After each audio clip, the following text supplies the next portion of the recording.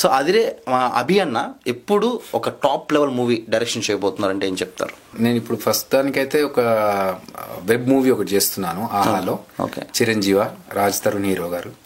So ఆ movie first ఆహాలో release అయిన తర్వాత దెన్ నెక్స్ట్ పిక్చర్ కొంచెం పెద్ద రేంజ్ లో చేద్దామని ప్లాన్ లో ఉన్నాను. ఎందుకంటే ఒక్కసారి మనం పెద్ద స్టెప్ వెళ్ళడానికి లేదు. ఈవెన్ వేణు కూడా బలగం వేణు, ఇప్పుడు బలగం వేణు అంటున్నాం, జబర్దస్త్ వేణుని. సో చిన్న సినిమా అయినా దానికి ఆ గ్రాఫ్ పెద్దగా అయిపోయింది.